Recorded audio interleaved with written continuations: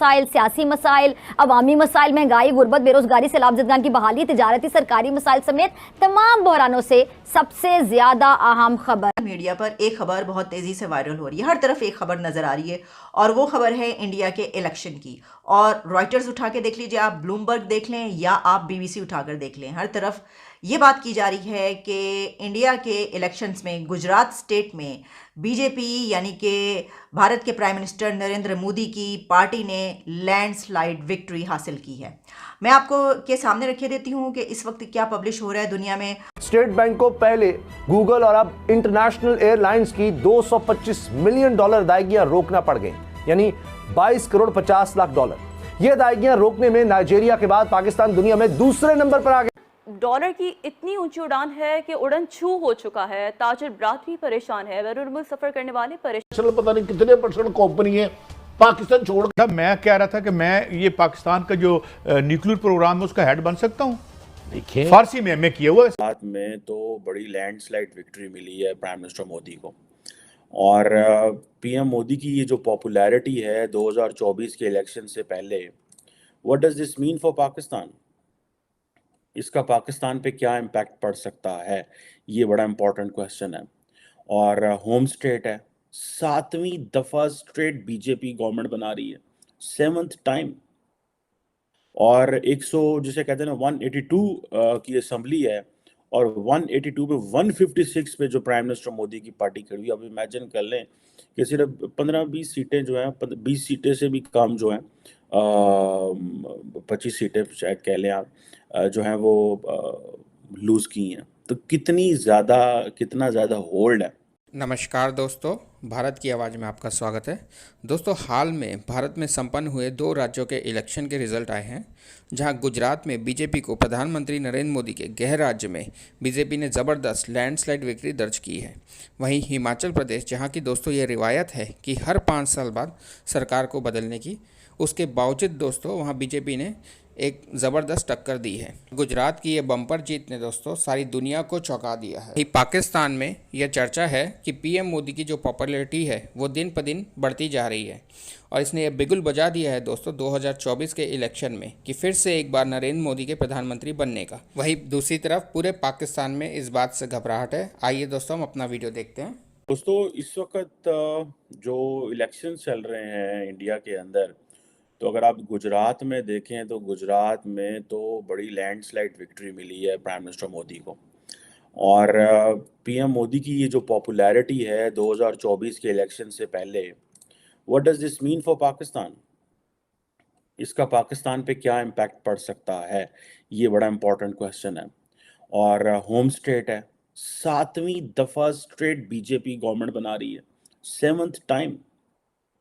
और 100 जिसे कहते हैं ना 182 की असेंबली है और 182 पे 156 पे जो प्राइम मिनिस्टर मोदी की पार्टी खड़ी हुई। अब इमेजिन कर लें कि सिर्फ 15-20 सीटें जो हैं, 20 सीटें से भी कम जो हैं, 25 सीटें शायद कह लें आप, जो हैं वो लूज़ की हैं। तो कितना ज़्यादा होल्ड है और इसका जारी बात है इम्पैक्ट पूरे इंडिया में पड़ता है। ये जो प्राइम मिनिस्टर मोदी की विक्ट्री है, what does this mean for Pakistan?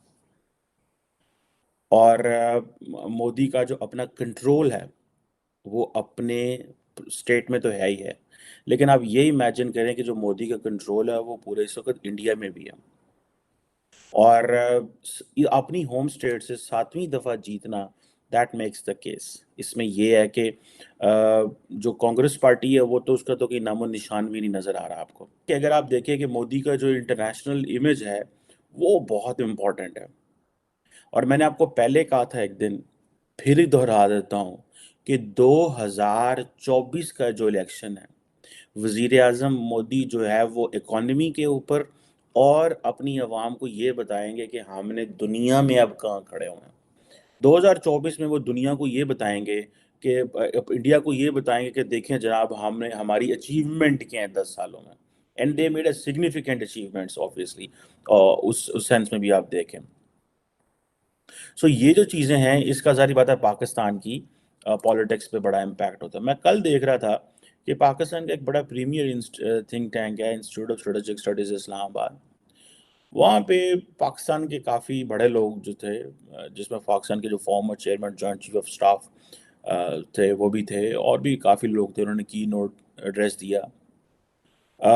और उन्होंने ये कहा, जो जो सेंट्रल पॉइंट थी कि जी इंडिया जो है वो पाकिस्तान को फोर्स करता है to make difficult choices for survival.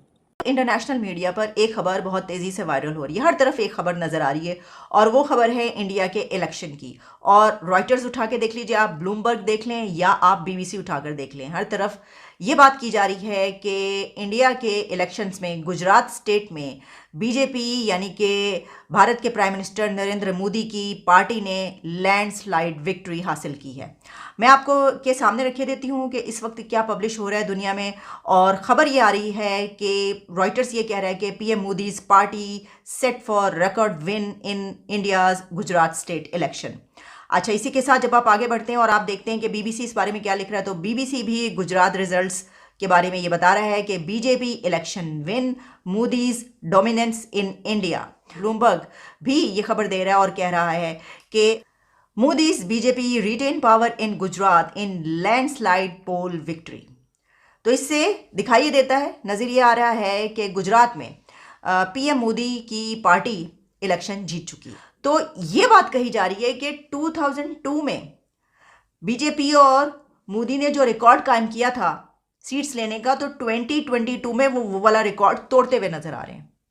तो लगता है कि ये जो 222 है, 222, ये बड़ा सूट कर रहा है पीएम मोदी के लिए, क्योंकि देखें ना 2002 में पहले ये कहा गया, उसके बाद अब ये कहा जा रहा है कि 2022 में वो वाला रिकॉर्ड टूट रहा है।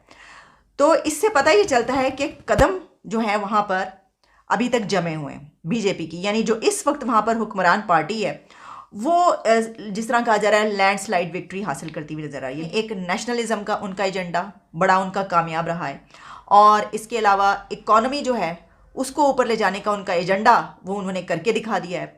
उनके ही दौर में जो है वो भारत 5th लार्जेस्ट इकॉनमी बन गया, अब उसको 3rd लार्जेस्ट इकॉनमी कहा जा रहा है। तो ये ज़ाहिर है कि कामयाबी के इंडिकेटर